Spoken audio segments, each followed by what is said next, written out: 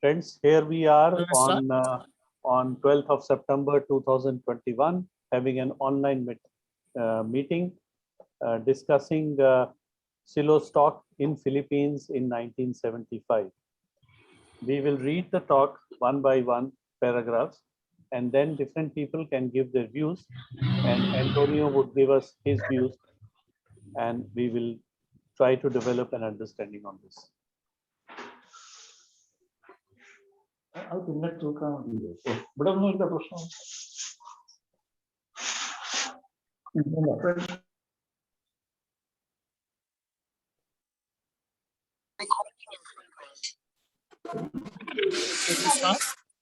Yes.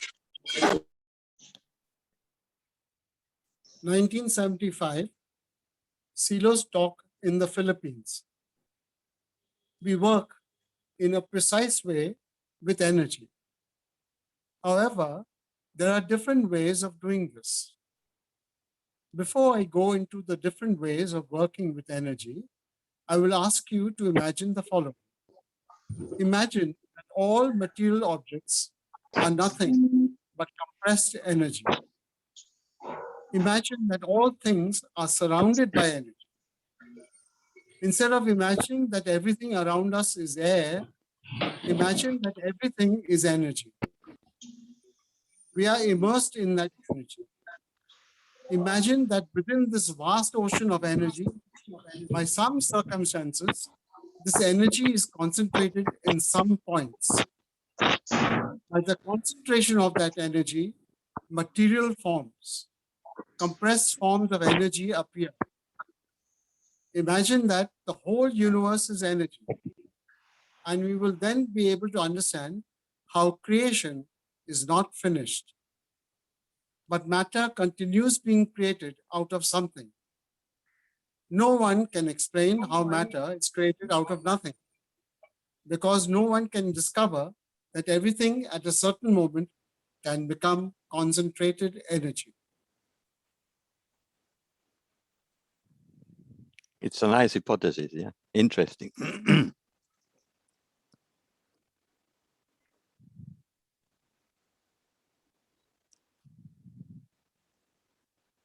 We have some experience about this in our day-to-day life because, for example, when we breathe, we are taking a fuel that we require fundamentally for our life. If we stop breathing, we die. We know that.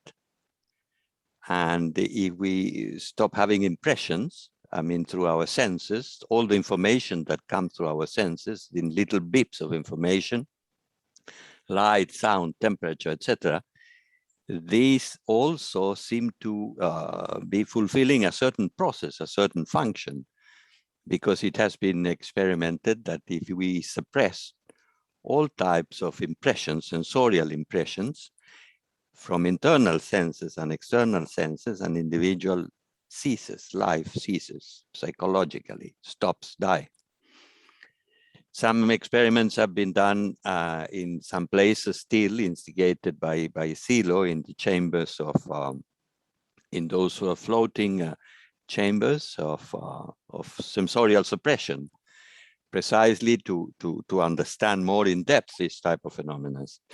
They do it, I know, in Spain. I think Pia Figueroa has a group, and Natsuko and others that they do it regular during the holidays, and people have registered beforehand to participate in those things. But the point here is that we have some evidence that we are surrounded by energy, but we don't put two and two together, and we don't derive any conclusions from that. In the Hindu traditions, we know that air and prana, that seems to be a form of energy that is attributed to air, is given an enormous importance. I mean, some of the traditions explains that has to do with solar energy, the star that keeps the whole life operating, at least in our solar system. Thanks to the way we breathe and to the intake of air, that applies a shock over all the input of impressions that we get through our senses. And that also has an effect over the solids and liquids that we are ingesting continuously in order to survive. But all these different fuels interact together in different manners and produce the vital energy that we require for life. So that is a consideration about this, a matter of imagining that instead of air, everything is energy outside, even the things that we cannot perceive through our senses, because the senses, they have a spectrum that is limited to a certain frequency of light, a certain frequency of sound, etc., etc. But it's much more vast than all that. And that conception makes us very alert about everything around us, because we are looking with different eyes, and that is quite interesting. That is a little preliminary comment.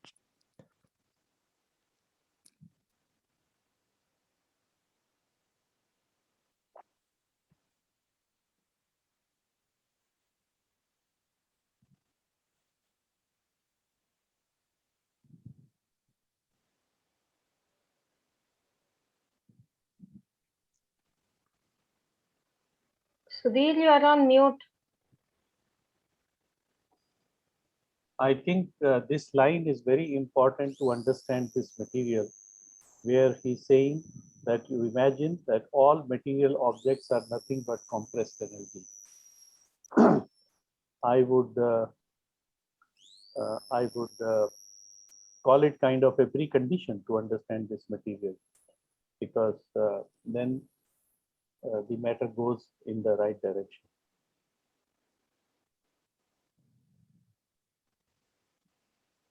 I had a question with regards to the word energy. I have Googled it. There is no definition for energy. It's something that cannot be created or destroyed, and it is needed to work. But what is energy? So when we talk of force, there is a certain experience that we have, and I don't know if that is the definition of energy that we need to take as a starting point and understand what Silo is trying to tell us. So this was a little bit which was not clear to me when I read this article.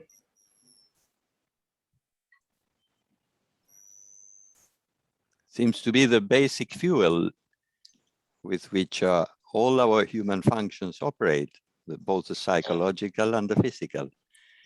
And that operates with a level of vibration that requires to produce different manifestations. Also, our energy can reach different levels of vibration. We don't go too much into the definition, because we don't use the same criteria as sciences that pretend to be very exactive, and they are not exactive at all. And they have to later on change the definitions because they were inappropriate. Because we work in the line of experience, of existential experience. So somebody could be completely ignorant about all the wisdom that exists and is accepted, and by Google, for example. Yes. And then that person nevertheless will understand that he or she has energy, and that has experienced lots of phenomena every time, every day. And we follow more or less that pattern. We talk about the internal experience, and we all agree that if we are alive and we are operating, it's thanks to that energy. And that energy can be probably decomposed into small bits of information that by themselves is not possible to make much sense, but normally they are working in structures and they are operating in different levels. But the interesting point is that thanks to achieving higher levels of vibration in our energy, we can activate functions within our psyche that are the functions of the gods, that they are the functions of higher consciousness. And that is what all the enlightened people in history have been able to do, and have tried to explain to other people who didn't understand very much of anything, a path through which they could also get in touch with these experiences, and that they could start directing their energy, and they could give more vibration to their energy. For example, if we start to act through unitive actions, to think, feel, and act in the same direction, by doing that, we are imprinting a different level of vibration to our energy. And that, of course, starts to gradually consolidate and start to be able to operate in a different manner that is our normal behavior. And things of that sort can happen with our internal energy. And the origin of that energy is, in all cases, connected, as if we were open to the environment completely. We need our food, we need our water, we need our impressions. We need to get all this stimulation through our senses that keep our nervous system of psychological functions running. And we need the air. And all these intakes interact together, and they transform one another. And that is interesting, discovering here that all types of energy can be converted. Sometimes you require technology. For example, if you want to take a rock and make it fuel in normal physics in day-to-day life, you need to have some industrial procedures, many times increasing enormously the temperature, to change the molecular structure of that rock and make it subtle, and in that way use it for other purposes. But we know this is happening. Our science development shows us every time, and also helps us to become more aware about the energies that are released from our body. An example was given in this material that with an infrared side, you can see the aura around a body. Unfortunately, the bad people use it to kill each other. They go with special sights at night, and they are hiding here and there, and the person that is hiding is irradiating a whole field of energy around, and because of that, at night they see them and they shoot them. That is all the infrared sights that they use. And using precisely that, the emissions of energy of the body. But there are many other more subtle emissions. That is the type of thing that we try to do when we ask for somebody after getting in touch with our energy in the experience of the force. We ask for a relative, a friend, even if it's very far away, who is in bad shape, who may be ill, who is having troubles of one sort or another, and we try to issue through our images, through our thoughts, positive energies. And many times the person, the beneficiary, experiences very important changes. And we do it all the time in our group of ceremonies, and some people who have been very ill, even with COVID. At one point, that was the tipping point that they could have died. They have survived. And so we cannot be sure, but we know that things happen. And with Silo, I mean, having accompanied the process and knowing him for many years, we have seen thousands of different experiences, and many other people also, where he did things that could be considered unusual in many ways with his energy. So those are little comments around the paragraph, but of course, nice is also things. Antonio, can we relate this form of energy all surrounded in the double slit experiment, which is saying that double slit experiment, which is saying that if observer is there, then the matter has a form. Otherwise, everything is in the form of energy waves. Perhaps, I mean, that is advanced physics for what I understand, because they have discovered that the configuration of matter may vary in the presence of different circumstances. And especially with accelerators of particles, they have discovered that a particle it can be accelerated to enormous speed and is shot at a certain point. In some cases, it can be detected, and in other cases it cannot be detected, or can express itself in some other point. Physicists are completely puzzled with the behaviors of matter and energy, especially when it's accelerated to high rates of vibration. But in that case, I wouldn't be able to confirm or not confirm because I don't know much physics. Is Silo and companions did any experiment related to this double slit experiment? Not something systematically and documented.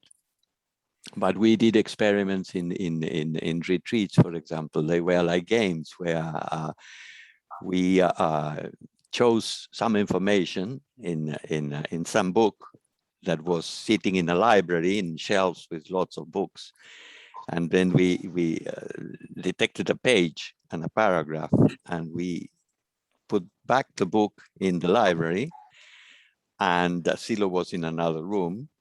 And he said, "Are you ready?" "Yes, yeah, we are ready." And then we said, well, we went to the other room and we said, "Find the book." And 5 minutes later, he comes with the book, opening the page that we have been organizing and planning. So in a way, he managed to be aware or to discover that, or he perceived the transmission of our own intentions, our own thinking. And that guided him to find it. You will say, well, but that, and it wasn't a trick, because really we were not trying to impress any particular public, but just to try to see how he could perceive things that ordinary people cannot. And we didn't do it once, we did 2, 3 times and like that, in those experiences that in psychology, we are talking of the development of psychology 30 years back or something, was called parapsychology, when they started to detect and discover the distance phenomena or manifestations of the energy and perceptions in distances or in channels or through mechanisms that were not normal. That's why they call it parapsychology, beyond the psychological phenomena. So to that point, I can respond to your question. Not monitored systematically, but enough experience to see that fantastic things can happen. But to him, not to us. If any one of us were to try to buy the book, I mean, probably still they would be searching. What we are explaining here, the same thing it is explained by the philosophy of Advaita. Yes. Shankara said the same thing, no? I think so.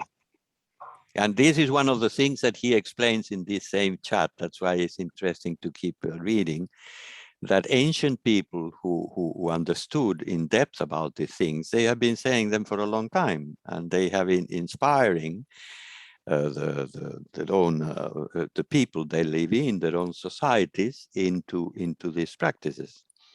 And yet Western science seems to be discovering these things just today and thinking that they are so extraordinary. And the same thing talks about acupuncture and talks about the whole conception of the psychophysical structure of the human being and the universe, by the way.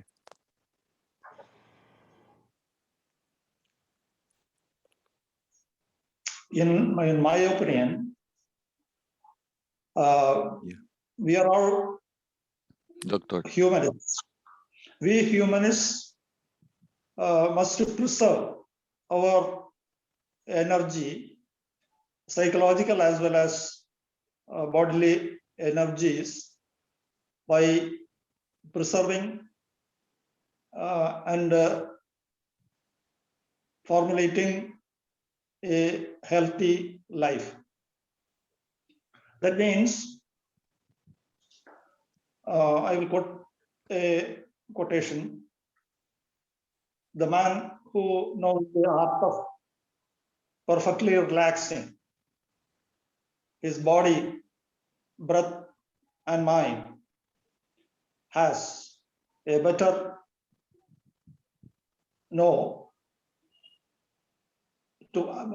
chance to find is health, pious, and peace. So by relaxation techniques, we can preserve our energy as a whole.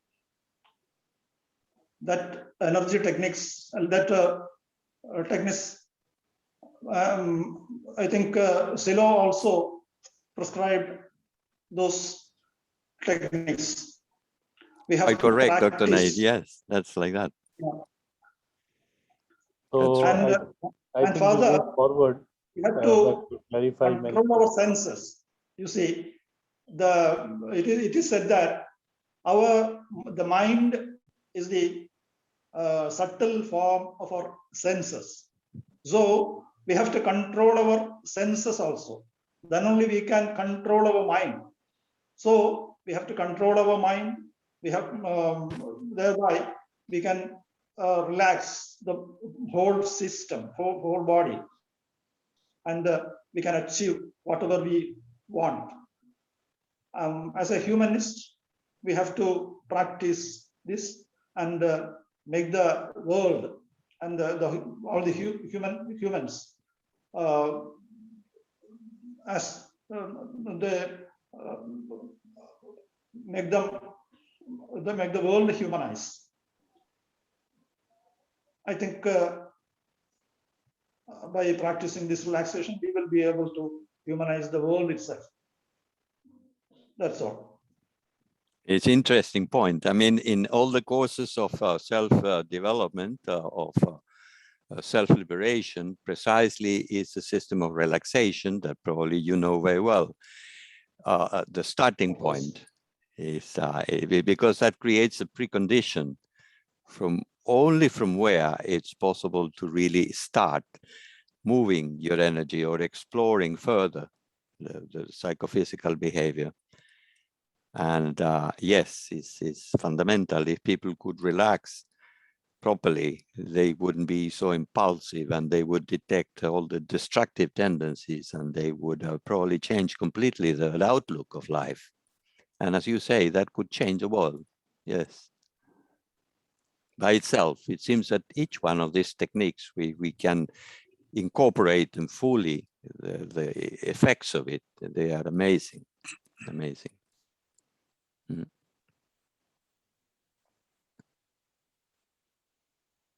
So Ashutosh, can you read the next para, please? Of course. Yes. When this energy has gradually become concentrated, then we are surrounded by very solid material forms, by not so solid material forms, and by energy forms that are increasingly vibratory. Our eyes can only perceive the solid forms of people, and they are perceived through visual vibrations received by the eyes. We do not perceive sound by vibrations received by the eyes. We perceive sound by vibrations received by the ear. Around these solid forms of energy, we can discover lighter forms of energy which cannot be touched, but which produce action. This energy can produce work. This energy can also be applied in certain directions. You know forms of electrical and magnetic energy that can be applied as work. You know solar energy, steam energy, and many other forms of energy. We are not talking about solid bodies, but you know that these energies are capable of acting on solid bodies. We know that electricity can become light, and light can be transformed into electricity. We know that energy can be converted, but let us continue to imagine.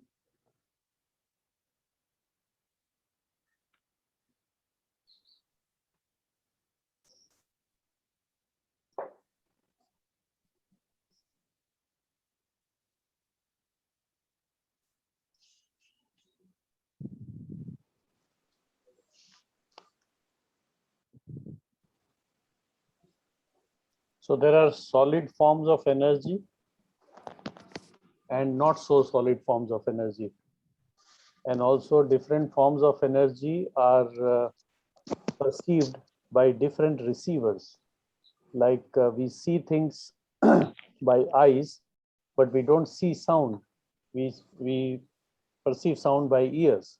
So it needs different kinds of energies need different kinds of receivers. And there are energies which cannot be touched, and there are energies which can be touched, which can be felt. So he's talking of the kind of energy that we usually know, like electrical, magnetic, solar, steam, sound, etc. And he says that we are not talking about solid bodies, but energies which are capable of acting on solid bodies. For example, electricity can become light, light can become electricity, and this can act on the solid bodies. So he's explaining and asking us to continue the imagination. And right now we are using technology which converts energy of sight and sound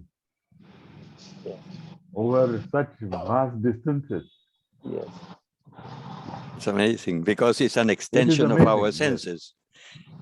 Yes. We are seeing each other as if sitting next to each other, listening to each other as if sitting next to each other. Right. So our senses are very limited in many, many ways, and it's important to be aware of that. And well, that's why, for example, they use dogs to smell drugs and things in airports, because they have a capacity of smell that humans don't have. And an eagle can observe a little mice moving in a field, I mean, at enormous distance, which our eye cannot perceive in that way. And so we see that even in nature, the spectrum of the senses varies a lot in different living species. And but the extraordinary thing is that we can modify the natural of the senses given to us. And as Sudhir was just indicating, that and Ashutosh said they can give then possibilities that naturally we don't have. That's amazing, because that seems that it's having an extraordinary impact psychologically in our understanding of the world, the support of technology. And so we are in a world full of possibilities and changing very quickly that way, if we can use that technology in the right manner to enhance life, to develop life to different levels of consciousness instead of to destroying life. So we have the sense organs which are receptors of vibrations, but can we also develop our extrasensory consciousness to become a receptor of energy, vibrations? Can we develop ourselves to receive those vibrations as well? That is a work of discipline to begin with. Yeah, eventually will happen. I mean, in technically, and that will facilitate enormously the work. But I mean, the pathway that we follow in Silo's teachings is, as Sudhir is mentioning, we at one point we don't require more the external senses. The external senses can be sufficient to catapult yourself into deeper dimensions of your space and your time. And then you start using other type of senses that are not easy to reach in our normal states of mind in our day-to-day. But when you reach in those levels of depth is things that are not also too relevant for the day-to-day life, because they don't deal with the pursuits of the physical world. So anyway, things seems to be harmonious in that respect.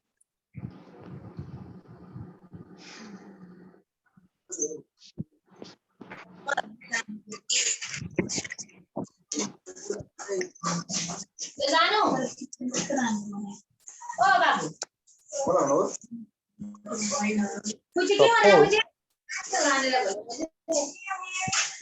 Please mute it. Please mute who are not talking, please.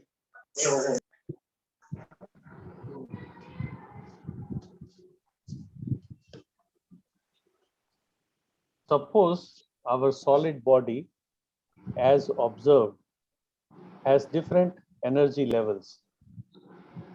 You can perceive the densest level, but some cameras equipped with infrared sensitive film can perceive the densest level. The heat radiated by our bodies. Some other devices can sense other radiations from our bodies. If these devices can perceive us, it is because that energy produces action on those devices and in ways that can register them. Obviously, before the existence of infrared cameras, we could not see the heat energy surrounding our body. And before today's discoveries, other types of radiations could not be perceived.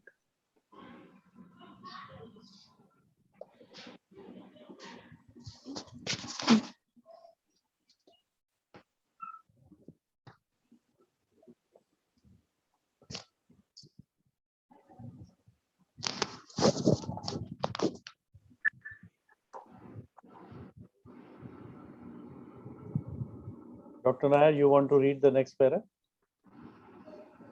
You can proceed.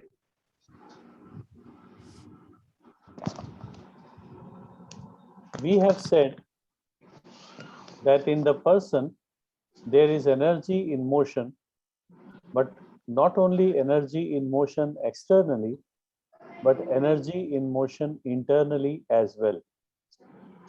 It seems that in every cell of the human being, there is energy surrounding it and energy within it. It seems that when a problem occurs inside the cell, there are radiations in the field surrounding the cell, and it seems that there is a law of concomitance between energy and matter. Thus, by acting upon this field, we can act upon the physical body. And by acting on the physical body, we produce action on this field. Classical and official medicine acts on matter, on the body, but there are other types of medicine which act not only on the body, but also on the field. By affecting this field, the affected part of the dense matter are also modified.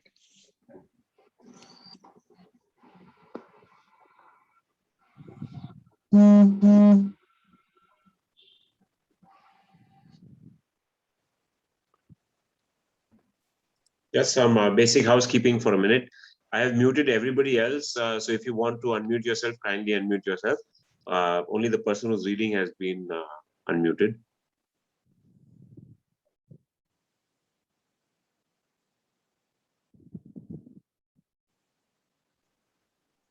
Sudhir, actually, you have to read the previous paragraph, no? I think so. You are explaining about that, but whether we read that paragraph or not, suppose our solid body.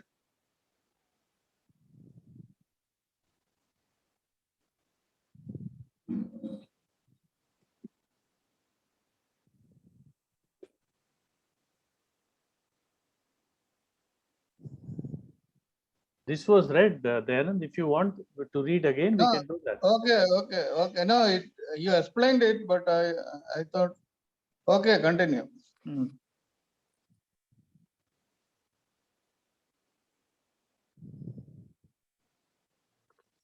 But how can the diseased part be healed? He does not do it with the dense matter. He does it with his energy. These things, which do not seem to fit into the rationalist and aseptic Western way of thinking, are absolutely verifiable. Westerners now talk about parapsychology as if they invented the latte. This is something that has been talked about for hundreds of years. But from now on, who has a scientific name, it starts to be more acceptable. This means that we would need a scientific certificate to understand the existence of things that anyone knows about.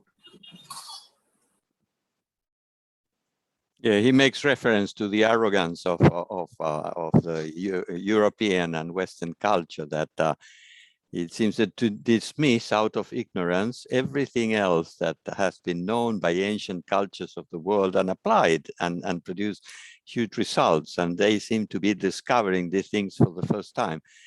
You have to remember that the technology of the Western world is 200 years old. So it's like a little baby in the history of human knowledge. And there you have in India or in China or in Mesopotamia or in other parts of the world, cultures that are 5,000 years old. And so these guys have come, but they are very advanced in technological development, and that seems to give them an edge. It's very spectacular, very attractive. I mean, but in terms of deep knowledge, I mean, they are talking just now very basically about things that have been known for a long, long time, is what Silo is saying here. So we don't need scientific stamps because they manage all the system of stamps, of rules, of patents, of all these things. That's the mentality they have. And so if they don't give you a certificate of stamp, you are not validated. And in the way that we conceive things, we ignore them because we know that they are just little children in that way and ignorant, and we carry on with our own things. So Silo is making a very sort of interesting comment in that regard. But this happened like 45 years ago when he did this lecture in Philippines, this conversation. Since then, technology has moved much, much further. And so, yeah, but the tendency continues. If they don't give you a Nobel Prize, your actions are not validated and everything like that. They control all the system of patents and recognitions, and that seems to be the only thing. But Antonio, Yeah. in the name of ancient wisdom and ancient knowledge in India, we find that a lot of people are also duping the general public. Yeah. So I agree that we don't need a scientific certificate for existence of things, but we do need a scientific certificate to ensure that what is given in the medicine, for example, there are Ayurvedic medicines. What is given in that medicine actually conforms to what is stated outside on the packet. Yeah. Otherwise, there are people who are taking advantage of this ancient wisdom and cheating the general public, because the general public in India believes that anything that is Ayurvedic is good. Yes. Which may not always be the case. No, I agree. Adulterated, it can be mixed, it can be. That is a point So we should not go into the other extreme of saying that everything ancient is superior. No. It's just that has existed and has been proven, but subject to the same sort of possible degradations that you are mentioning in the traditional Ayurvedic tradition approach. There are cheaters everywhere, and people who distort and people who try to take advantage. Well.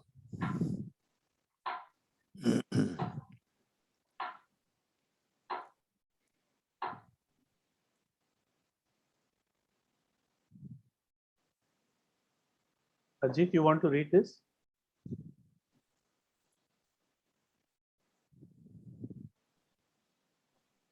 Okay.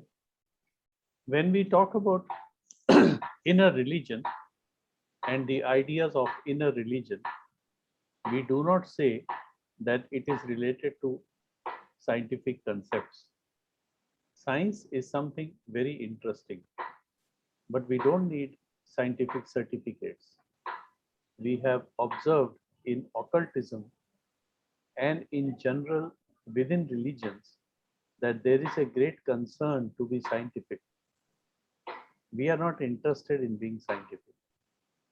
When a scientist works with us, it is usually the case that he works scientifically within his laboratory, but when he works in an inner religion group, he leaves the scientific out and comes as a human being, gaining in inner experience.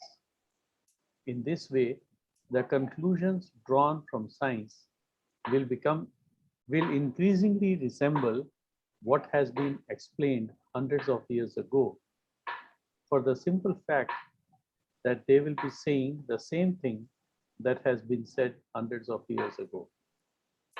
We do not demand certificates from the people who are arriving. Thus, when someone asks whether inner religion has a scientific basis, we answer that it has absolutely none. We say that it is based on inner experiences and that in any case, science can only begin to work by interpreting those inner experiences.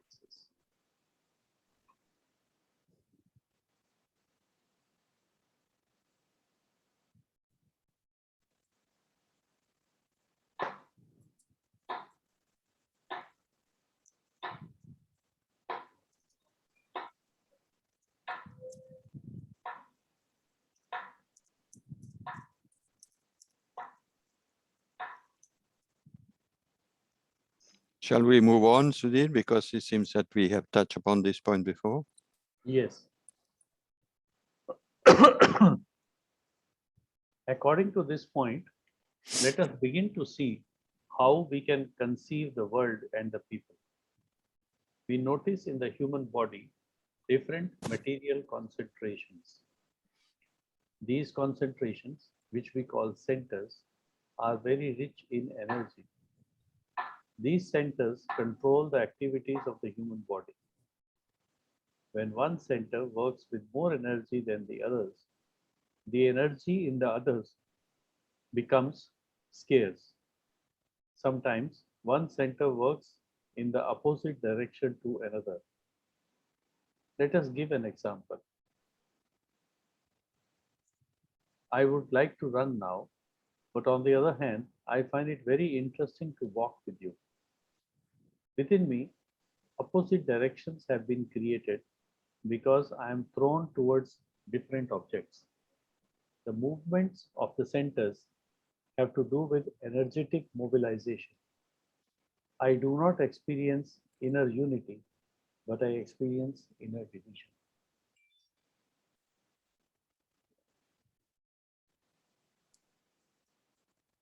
I think this needs a bit of discussion.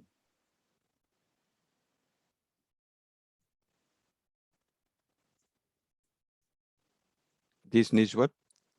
This needs a bit of explanation and discussion because here we're talking of the centers and we're talking of the centers trying to move in different directions, producing inner division. Yeah, it's a point of unity and contradiction. Remember that this, of course, it was done in the beginning in 1975. Since then, the Silo has developed the doctrine much very explicit in many ways, but in the principles of valid action, it is suggested that we have to act in a unique direction, unifying our thinking, our feeling, and our doing, our action in the same direction, because otherwise the energy gets dispersed. And the tendency of acting in contradictory manners is because of the higher concentrations in one centers above others. And we tend to use lots of energy in some centers because our centers are not harmonious enough. And we follow the tendency, each one of us has a biotype. That means have confirmation of our endocrinology systems. Our glands are configured in a certain manner. Our physical form is configured in a different manner. We have tendencies to spend the energy in particular manners. That is the given. That's the way in which we are born. Some people are more intellectual, some people are more action, they don't listen very much, they need to be on the move all the time. Some people are more feeling, and then therefore it's more difficult for them, the abstraction or other manifestations. Some people are more vegetative, and therefore they tend to be a bit more passive or slower in their action. Well, we have this conformation of centers that have a different proportion, and that is a given. We are born like that. It's a tendency. And we have even different physical forms that corresponds to these predispositions. So there is a natural predisposition to spend energy more in some points and less in another points, because it becomes easier for that particular person. What we try in the work of self-development is to balance the work of the centers, to give the right proportion, and to put the amount of energy that is required to perform the functions that those centers need to perform. So we are looking at balance and harmonious operation of the centers among themselves. Because we know that when you have an over-concentration in one point, you suck the energy of all the other centers. If we are now concentrating in trying to understand these ideas, we are moving more energy to the intellectual center. But we are sitting in a chair, we are not moving the body, and we are not thinking about our affections, our sentiments, or anything like that, but really the idea.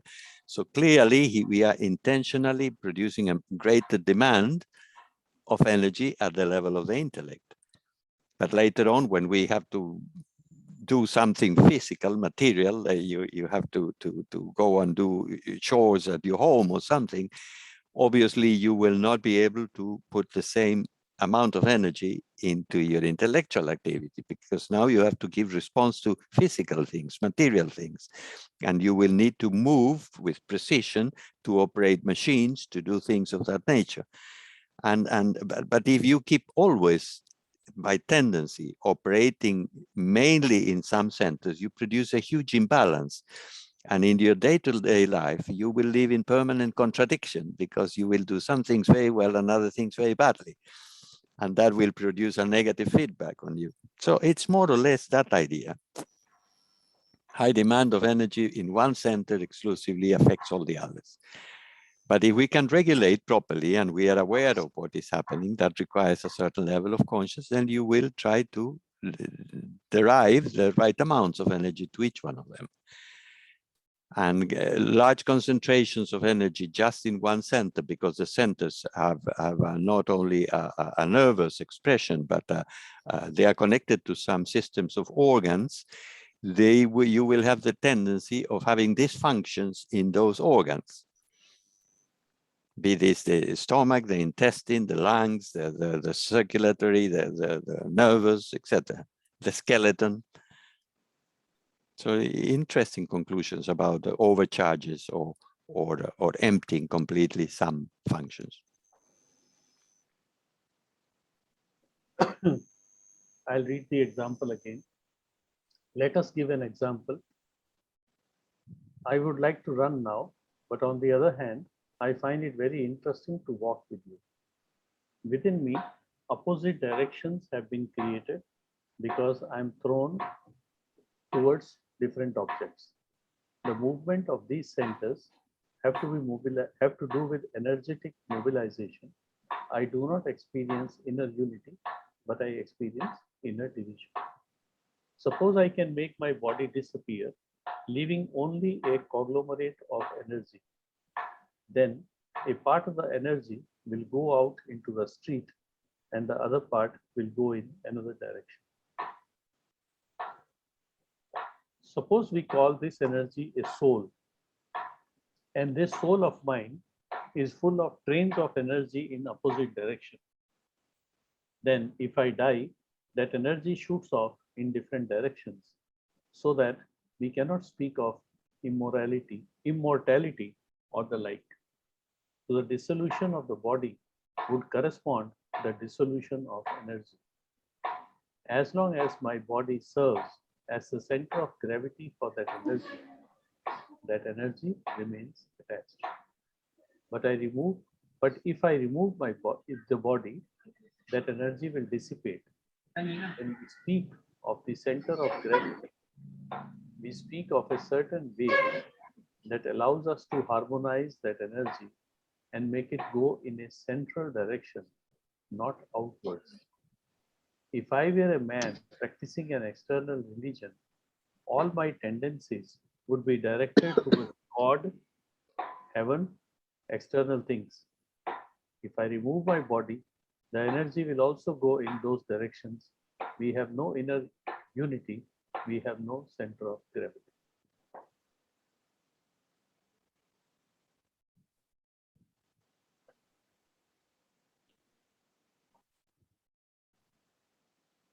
I think quite a point to understand that how the aspects of internal unity and hence the valid actions are connected to life and beyond life.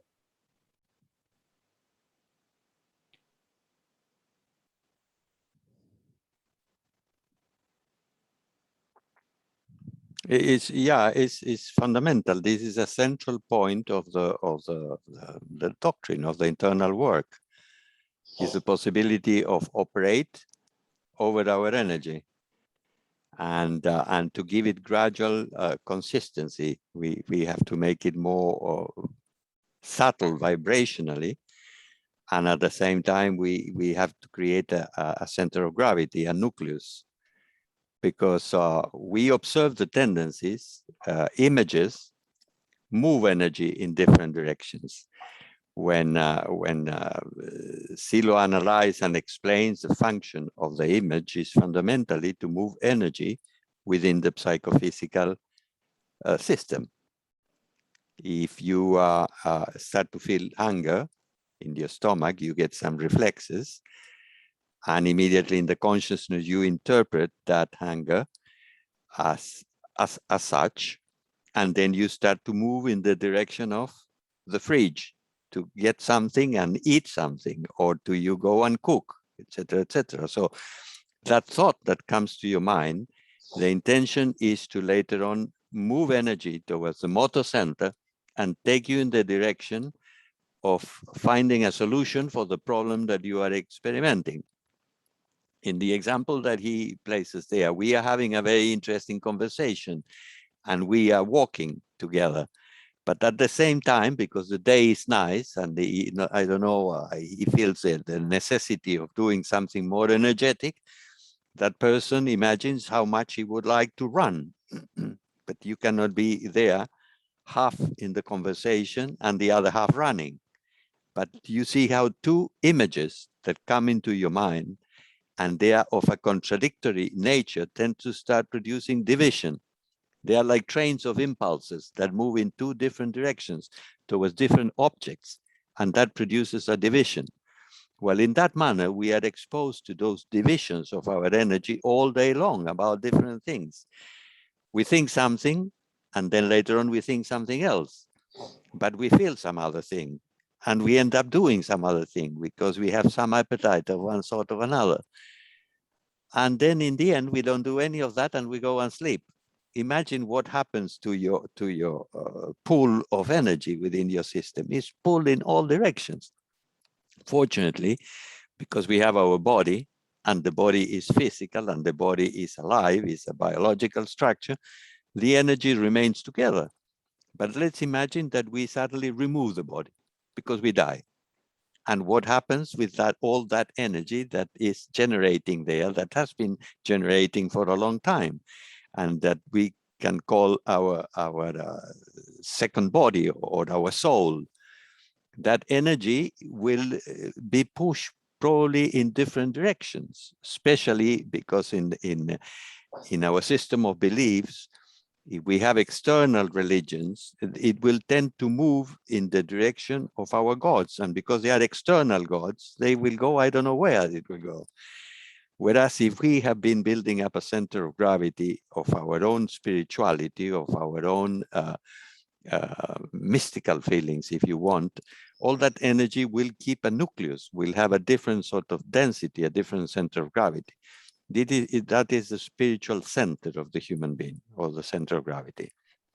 And then he explains here the chances of continue evolving will be greater, because in spite of the physical body disappearing, that is the container, the psychological, the spiritual, the unity of your energy will remain and will be able to orientate itself towards spaces or times where its evolution will be able to pursue, continue. It's a nice, interesting theory. We all have similar possibilities, but depending very much on how we behave during our lives, the things that we do, how we apply, we will have different chances when the container is finished. Container is obsolete. We live how long? 70 years, 80 years, 90, 100. In time will be a bit longer, but well, after that it will collapse. So we better give unity to our energy. That is the whole proposal of the internal work.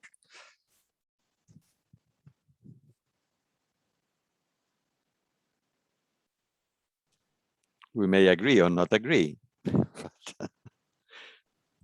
No, can you explain a little more about the last sentence? It is the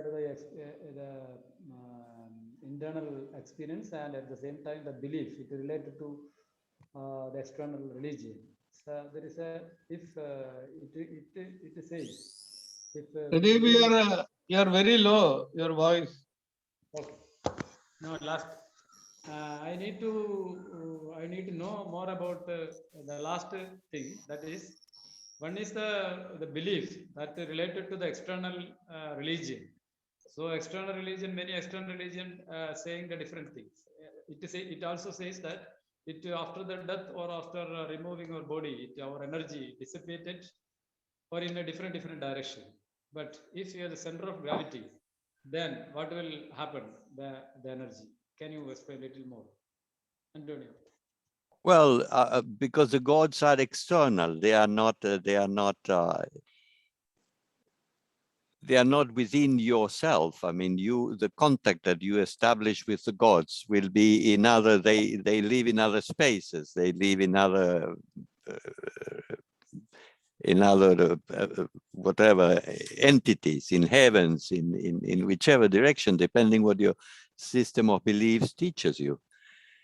And therefore, your psyche has always been oriented so as in relation to your religious practices or to your beliefs to other spaces, because it takes away the center of gravity or the responsibility of the whole thing from you into the hands of the gods. In Christianity, it's very much like that. If you live without sin and you believe behaving, what is that? Oh, nothing.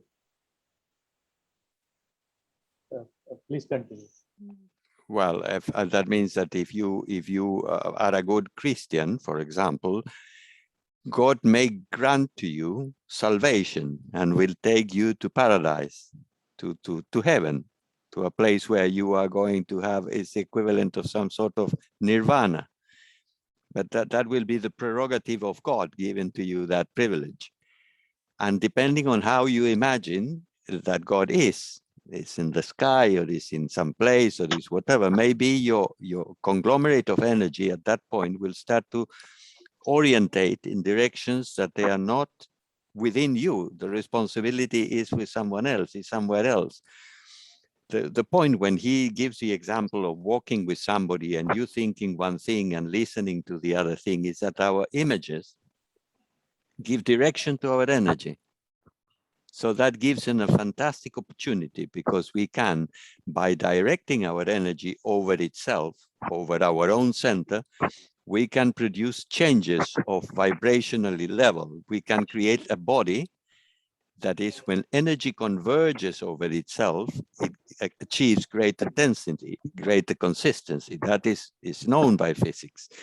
Even the origin of the universe is that in the beginning was only light, and within a circular space, light converges over itself, that huge energy converges over itself, and that is what creates the explosion of creation that is still happening, is still expanding everywhere.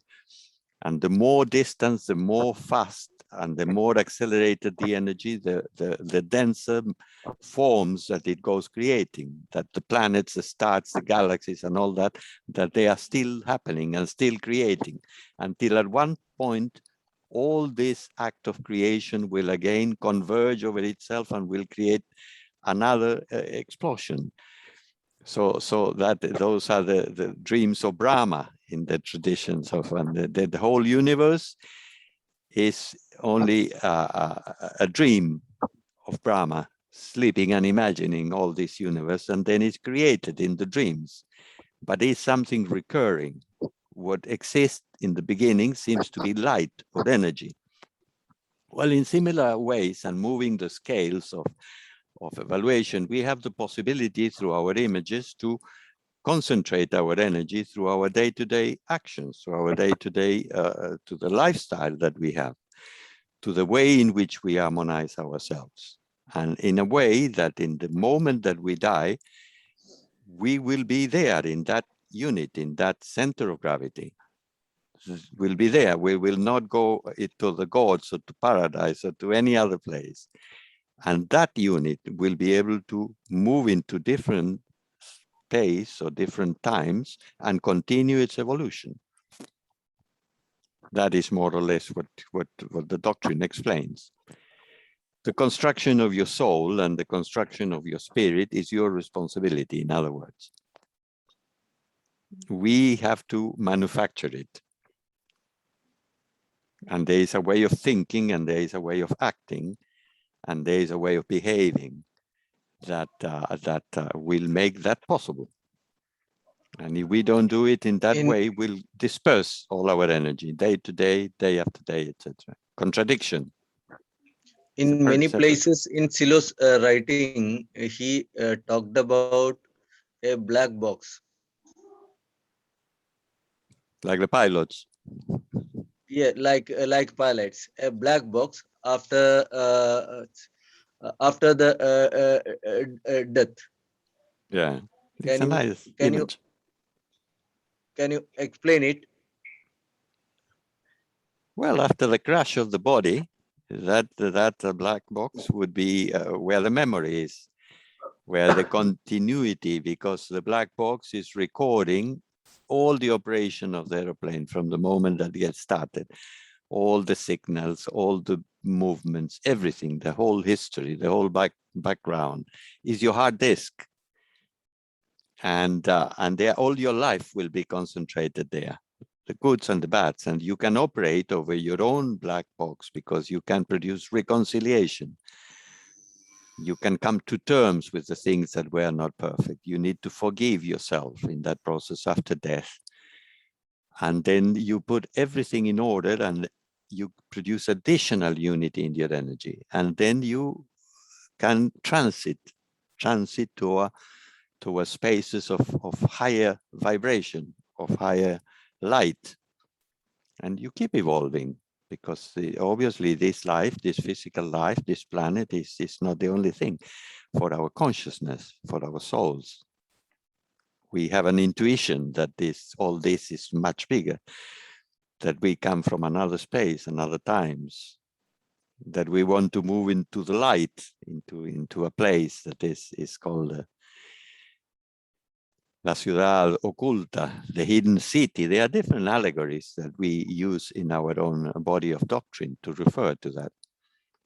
But it seems that all this energy comes from one center, one particular point of emission. And allegorically, when we work with the force, we bring a transparent and luminous sphere from somewhere high. It comes from somewhere.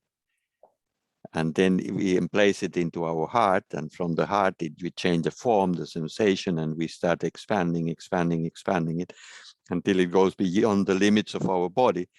as if it's our soul, of our double that goes all around us, but it's a mass of energy.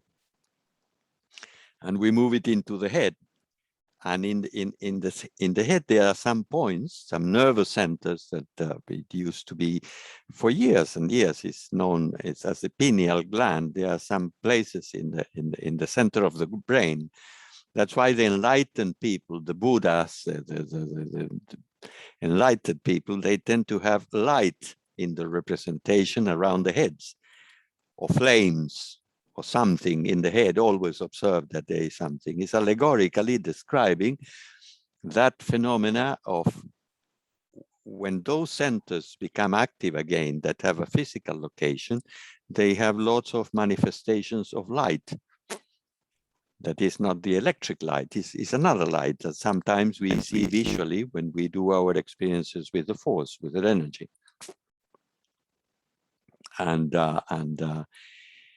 yes, that is what I think personally that happens when you concentrate your energy and you develop your center of gravity. You are there. You don't go to the gods. Somewhere in Silo's biography, one of the friend when met Silo, he found this kind of experience, and he was very much afraid. A friend of who was that? When he was meeting with Silo at first time, he found a very powerful light at Silo's head. And he was telling his experience somewhere in an interview. Quite interesting. Yeah, could be that some things, that some of these things are people very sensitive, and they can perceive. I think it was explained in a book that is called Chronicles of New Era. On that book, it was explaining. Huh. I will fish it out to read the experience. I don't remember it.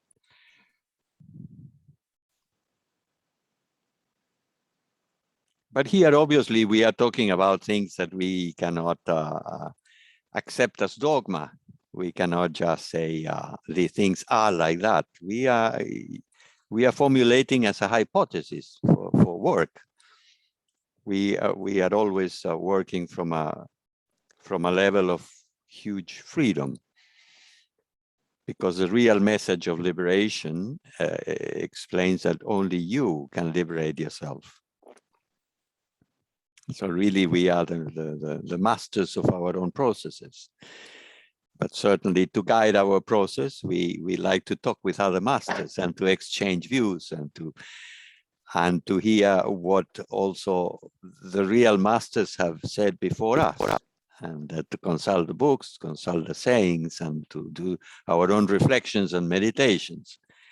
And that's why I think it's interesting to read this type of writings and to discuss and speculate about these matters of the energy, of the force, of how we can produce a transmutation, how we can produce a transformation in the level of our energy within ourselves, to the point that we refine it so much that we can activate our higher centers. So taking it on a strange, lighter note, liberation cannot be outsourced. Exactly. That's what you know. So America cannot come and liberate anybody. Yeah. Okay. That's what we call external religions, you see. When you remove the responsibility from yourself and you give it to somebody else who will sort it out for you. No, bring it back. You are the one who have to do it. Great. We are concerned with creating that center of gravity. We have said before that energy can become denser until it forms solid bodies. And now we say that the energy that circulates around us can achieve greater solidity through inner work, can claim its own center, that which we call spirit. All living things, even minerals, have that energy. Energy in motion, or what ancient people called the soul. We would call that energy field. We would call the energy field. It seems that in the human being, there is the possibility of thinking and feeling about oneself, which is different than in the case of the plant and the minerals, which depends on external things. It seems to be that in the human being, something can turn back on itself, and therefore it is in the human being that this energy can generate a creative center.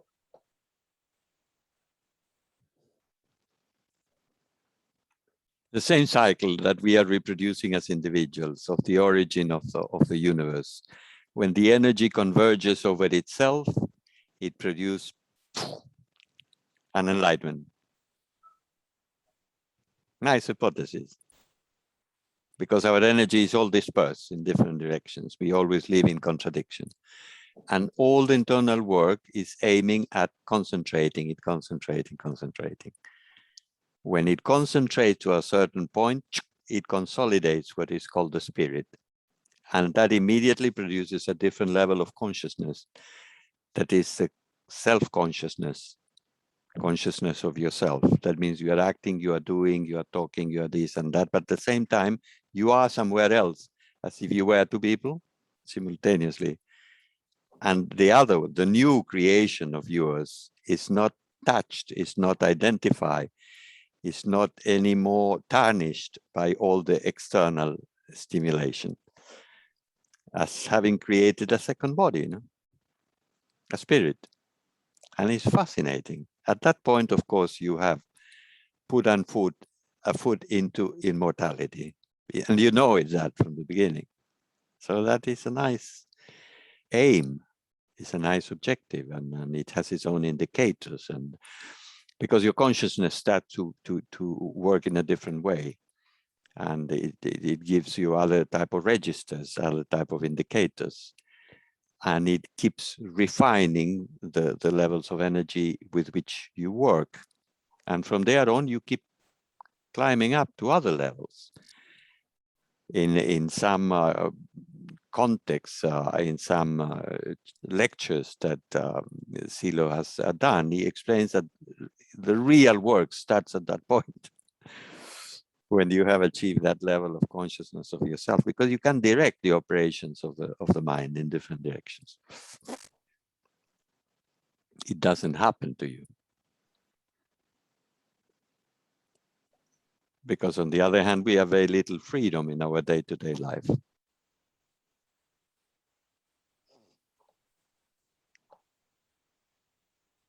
Antonio, may I come in for about 2 minutes in English and Hindi to kind of sum it up what you are saying?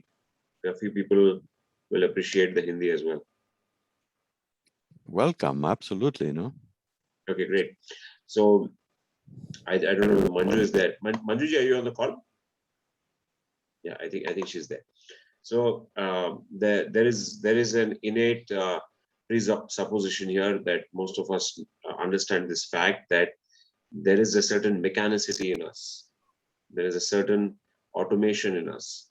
ये जब हम ये material पढ़ रहे हैं तो एक basic supposition ये है कि हम जब अपने रोजमर्रा की जिंदगी में जीते हैं तो एक ऐसी जिंदगी है जहाँ चीजें अपने साथ हो रही है, जहाँ चीजें हर बार इंटेंशनल नहीं है, चीजें अपने साथ हो रही है. देयर इज एक तरह का ऑटोमेशन अपने अंदर है जो अपने दिनचर्या को चलाता है या अपनी जिंदगी को चलाता है. ये जो मटेरियल में डिस्कशन अभी इस स्टेज पे हो रहा है उसमें ये है कि सारा जो अपना जो ग्रोथ है इसके आगे मतलब मानव के रूप में अपन ने जन्म लिया, यहाँ तक ठीक है, यहाँ तक हमको ये मौका मिला. बट इसके बाद का जो ग्रोथ है, इसके बाद का जो डेवलपमेंट है, वो हमें खुद करना है. We have to do the work ourselves. इसको हम बाहरी तौर पे किसी और पे डिपेंड नहीं हो सकते कि कोई और करेगा. ये जो काम है अपने इंटरनल वर्क का, जैसे हम बोलते हैं कि ये इसमें काम क्या है, तो काम ये है कि शुरुआत इसी चीज से है कि we have to generate our soul. ये एक प्रीसपोजिशन है, बिकॉज हमको हमारे कल्चर में, जैसे भारतवर्ष में, ये सिखाया गया है कि आपके अंदर आत्मन है. हम ये प्रीसपोजिशन करके चलते हैं. We have been told that there is a soul, but the reality is कि जब हम इस तरह के कार्य करते हैं जहां हमारा थिंकिंग, फीलिंग एंड एक्टिंग एक ही दिशा में रहता है, हमारे अंदर एक यूनिटी का निर्माण होता है. तो उस यूनिटी के निर्माण के बाद, when there is unity in our centers, when there is a unity in our thinking, feeling and acting, and we produce harmony within our centers, जो हमारे ऊर्जा के केंद्र हैं, जो हमारे centers हैं, जब उसके अंदर हम एक harmony create करते हैं, तब सही रूप में हमारे अंदर एक चीज पैदा होती है जिसको हम नाम दे सकते हैं सोल, जिसको हम नाम दे सकते हैं आत्मन. उसको हम जो चाहे अपने तरह से एक रूप या नाम दे सकते हैं. तो सिलो ये बता रहे हैं कि ये जो चीज है, ये अपने आप होने वाली चीज नहीं है. This is something which is not going to happen automatically just because I belong to a particular sect or a particular religion or a particular organization. ये एक ऐसी चीज है जो मुझे खुद करनी है. This is something which I have to do with my own effort, and that effort is on a day-to-day basis, and today's work is in that direction. Over to you, Antonio. Fantastic, very clearly, no? Yeah, thank you. Human beings can function as animal species function. He can live his whole life preoccupied with external things. He can certainly die directed only towards those things that he can perceive through his senses. Thus, he can spend his whole life without creating a center of gravity. We say that man is born without a center of gravity, that his center of gravity is temporary. This center of gravity is his body. We say that without a center of gravity, nothing can be permanent. It is only man who can achieve permanence within himself.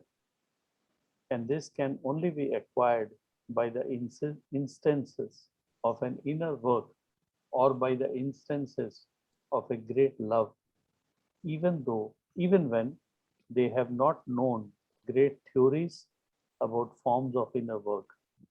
And that inner work or great inner love has produced unity, has broken down contradictions.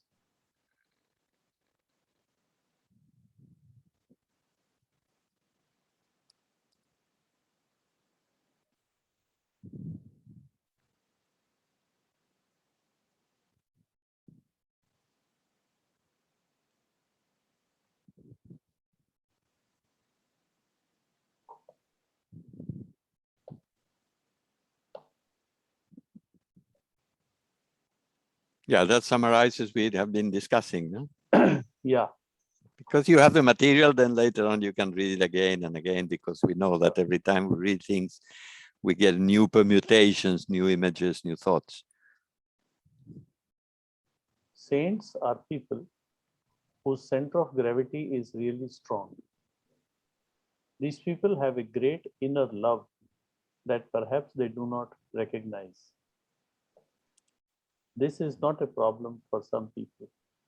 On the other hand, we have people with great intellectual development, but no inner development. We can then conceive of a being who is very humble and who probably cannot read or write, but who has great inner love. We cannot confuse him with one who may know a lot about these things, but who doesn't have that center developed. So it has no meaning for us in terms of inner level if a person knows a lot of things. We cannot measure the level of people by what they say or can explain, but by what they may experience. And since we don't know how other people experience, we can't judge the inner level of a person. And anyway, why do we want to know the inner level of other people? And he laughs. Well, so I think here he's defining what is a saint. Yes. Is another in other aspects is this is not an intellectual process. What is explaining there, the process of eternal experience, or the process of advancing in your center of gravity is an internal experience, because there are people who, even not having all this intellectual information, they can have a huge development in terms of the center of gravity. They have a very powerful feeling that is a polarizing thing, because I mean, an enormous love, a profound love and compassion is a force within yourself that is to have, like having a sun, no? Start to irradiate and start to concentrate all the other manifestations of energy that gets dispersed. When you have that center, of course, the construction of the spirit is the correlation of that phenomena. And so here is interesting to sometimes we can recognize people who are extremely loving and extremely powerful. And when somebody is so loving spiritually, they have an intuition, if you want, of the divine within themselves. Those people definitely, when they die, they will continue evolving, because they have that compact center of feeling. And the heart seems to be very important in all of this. That's why the big founders have always insisted in compassion, towards other human beings, to everything living, to the environment, to yourself, to your family, to every people that you come in touch. Is another very important reference, I guess, in terms of building up your center of gravity and making all your energy converge in one direction.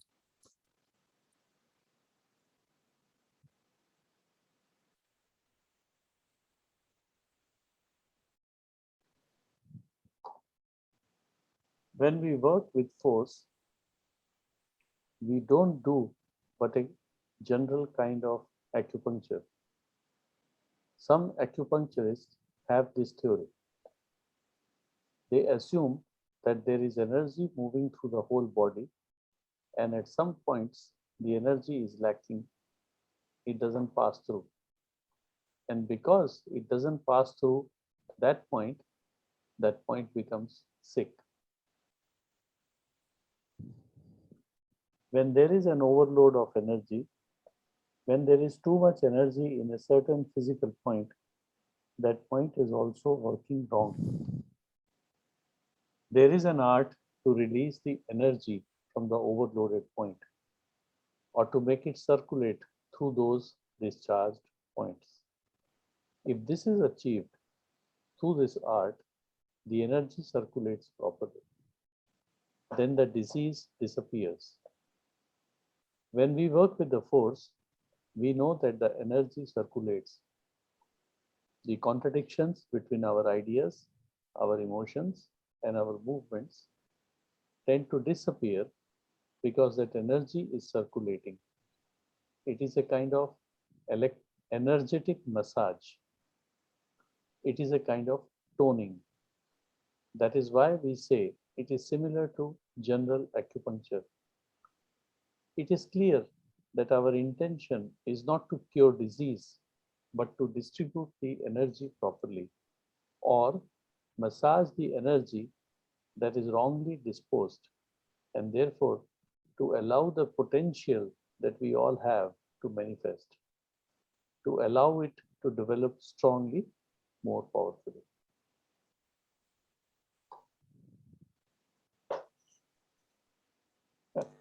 That is the end of the talk. Good. Somebody has been putting some questions or comments in the chat. I don't know if there are things that you want to look at, discuss about that, or any other comments. I don't know how Ajit has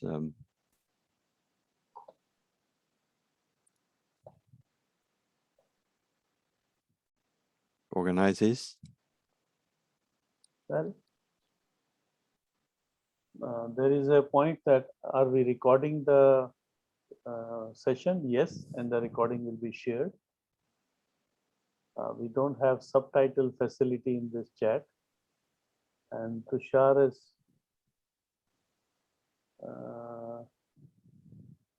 mentioned, does yoga concentrate the energy, or do we centralize the energy internally through our way of soloist actions and feelings and thinking? Soloist actions and feelings and thinking. Sorry, soloist. Does yoga concentrate the energy, or do we centralize the energy innerly through our way of soloist actions and feelings and thinking?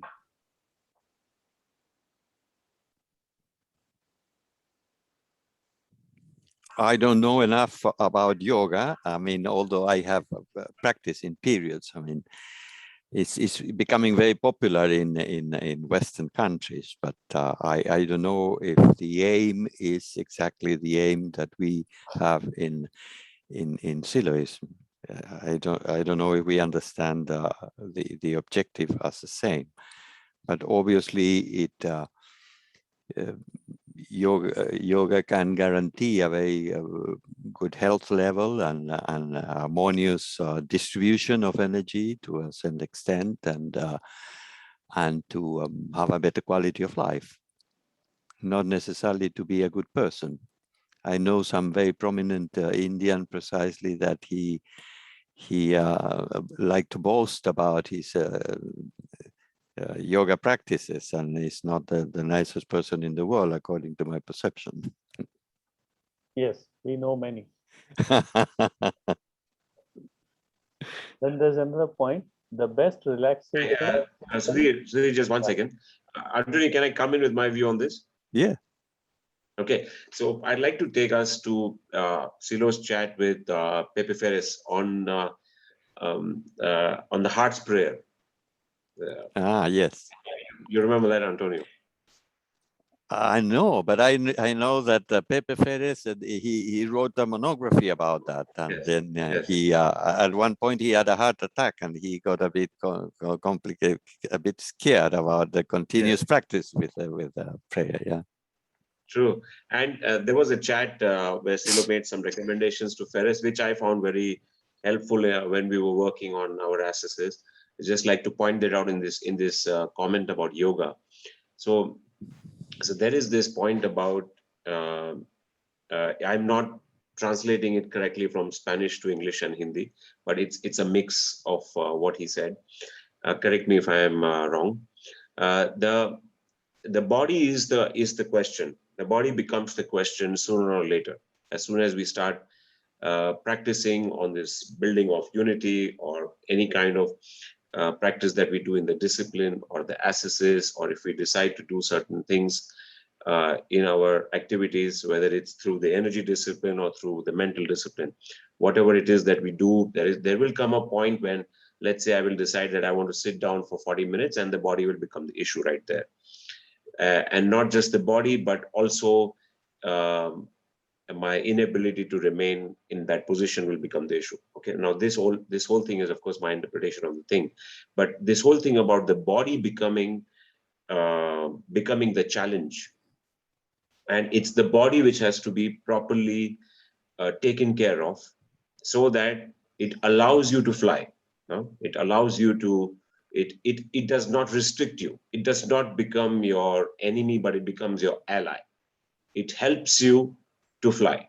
Mm-hmm. So it's not a so this whole thing about this question about yoga, and yoga is quite a deep subject. So honestly, I'm not qualified to answer any question on yoga. But the thing is that even if somebody knows a little bit about Hatha yoga, or somebody knows something about Raj yoga, or anything that basics, if people know about yoga, it can be a great practice. It can be a great help to anybody who has this issue of sitting down or sitting quietly. It can support you in the practice of building your will or building your soul or creating this harmony within your centers, because there will come a point when this challenge is going to come in front of you.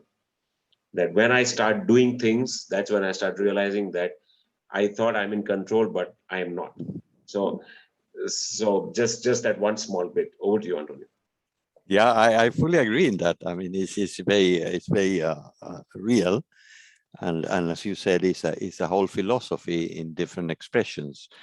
So I can understand somebody dedicating the full life to yoga, and it's definitely will allow you to move energy, and they will allow you to these practices, these asanas, to have great flexibility and to your energy to move better within your psychophysical structure.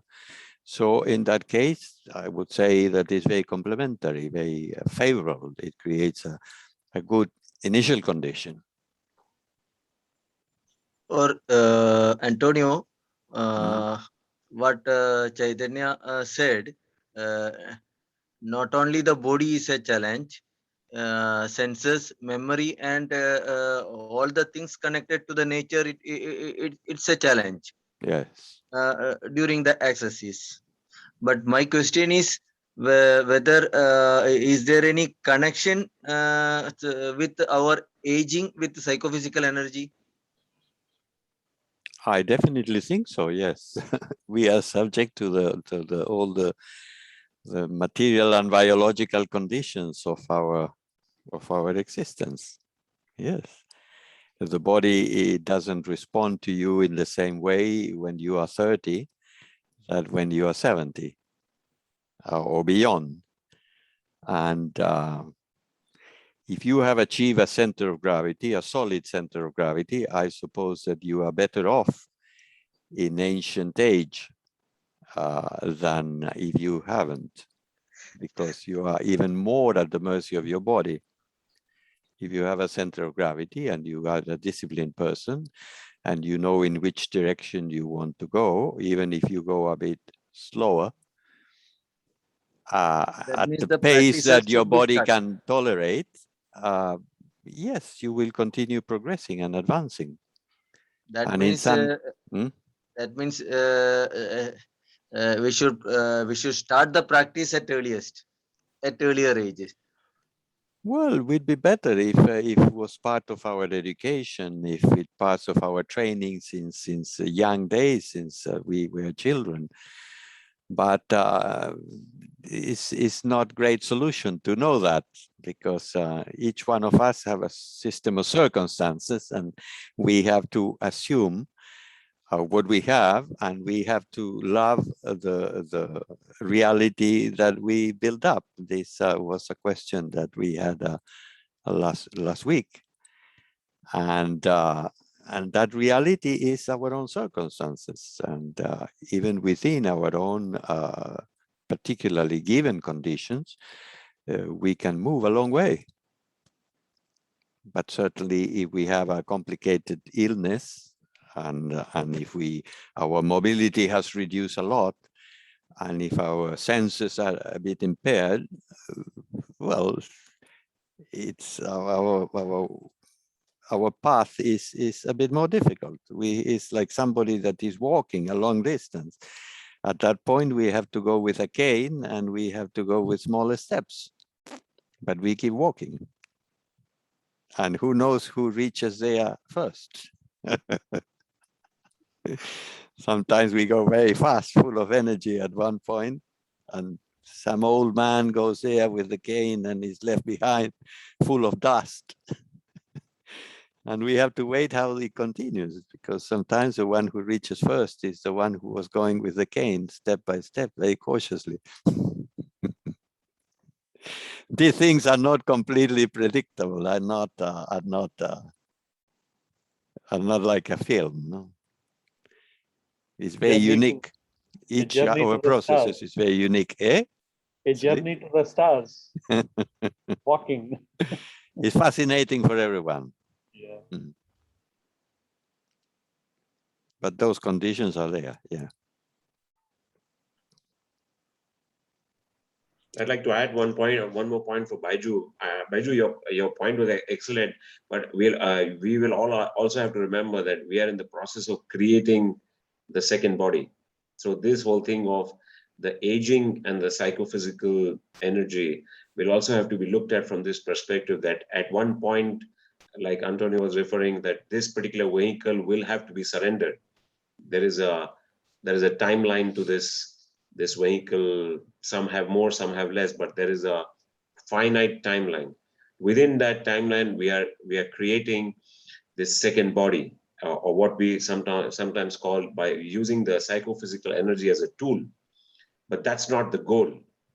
The goal is not to remain energetic when we are old. The goal is to create the body before we surrender this vehicle, so that our progress continues once the body is surrendered. So that focus must be as sharp as Arjun's focus on the fish's eye. I share that view, yes. Thank you, Chaitanya ji. Yeah, one more question related to this aging.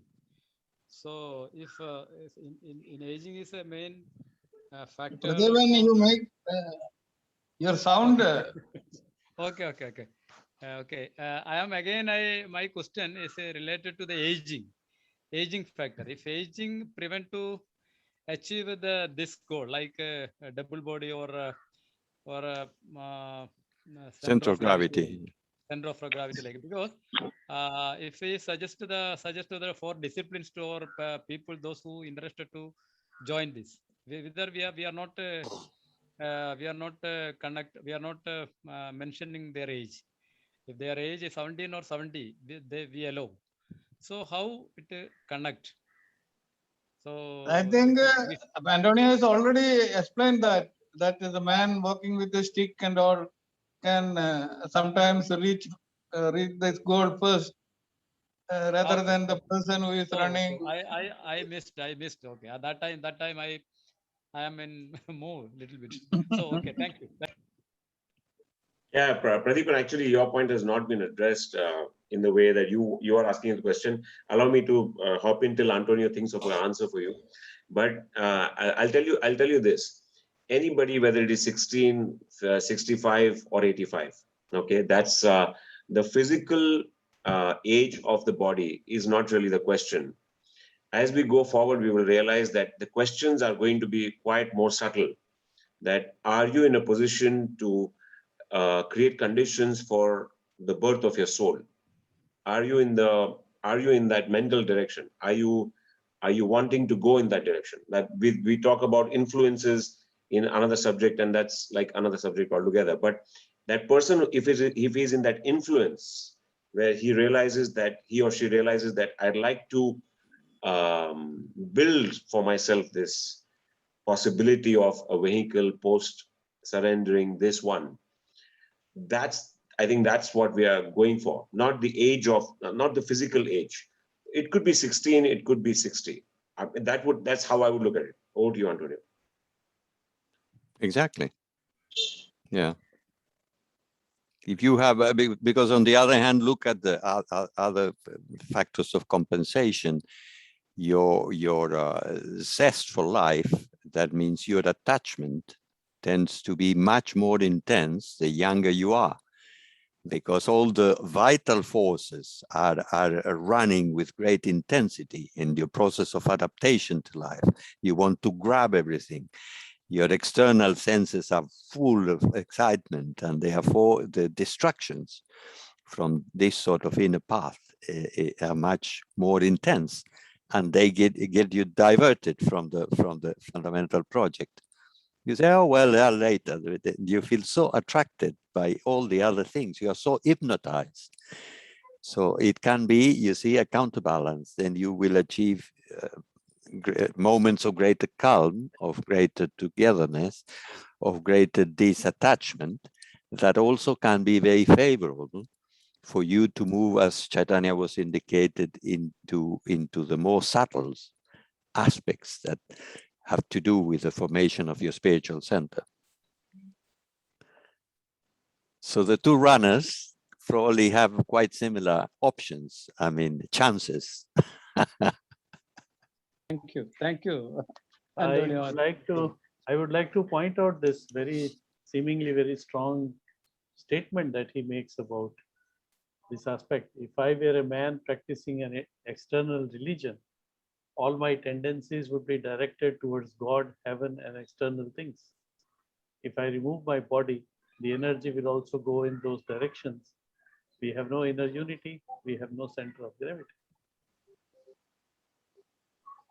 Very, very interesting and strong statements with repercussions. Yeah, it is actually a revolutionary thought. Really. Yes. So people who believe in gods need to rethink. Well, I don't know, because each one, every person will have a different sort of meaning and experience, or maybe in the view of the gods. I mean, is also something that is very well internalized. Experience is experience, but it's interesting to discuss those matters because they have a very good orientational function. But later on, decisions we have to take individually. Because also this I'll is just connected add. to unity and contradiction. No? The unitive actions take you towards forming a soul, uniting that energy. And then when the body is removed, that is when you die, the energy is united and it goes in a direction that you have given it. But if you have told the energy to go in 20 things, it will go into 20 things. If you have focused the energy to go towards a God, towards a heaven and all that, and the nirvana, as you say, that the God will give you a permission and you will get the ticket to heaven and all that, then the energy will go in that direction. So it's one's own choice. So he's made it very clear what you want to do, make your choice. Adding to Sudhir and Antonio, it's very interesting that the word for God in Tamil is kadavul, which means crossover inside, crossover and go inside. So if the word God is being understood in that sense, I think there will not be a contradiction. And yes, because if you get the inspiration from your God, that energy, all the positive feelings, and you take it from there and you put it in your heart, imagine you have the best of both worlds. And maybe this is the real meaning of salvation in those other religious explanations. What happens is an external religions, people, many times, the believer has a very external view of things, where surrenders all responsibility to this entity that will resolve all your problems after that. Yeah, so. And I'd like to add to what Antonio is saying. There was this nice chat he had on the coffee side. I think it was with Daniel, where he talks about le creo es el problema. I don't know if the Spanish is correct, Antonio, you tell me. But the belief is the problem. Okay, so he's asked a question that is it important to believe in God? Is it important to not believe in God? What's the basic requirement? And he says that's not the subject. It is the belief is the problem. Any kind of belief, because it is the belief that rigidizes us in a particular position from our formation landscape. And once I'm operating from a formation landscape and I'm unable to suspend my eye, that right there is the issue. Right? That right there puts me in trouble because I either have one belief or the other belief. Both are coming from the external world. Whereas we are talking about building a reference inside. An experience. So, an experience. A belief and an experience seems to be in contradiction. Absolutely. So if you believe something, you definitely don't experience it. And if you're experiencing something, there is no need to believe because you're living right now in the moment. You're right. Exactly. You're alive right now. Yeah.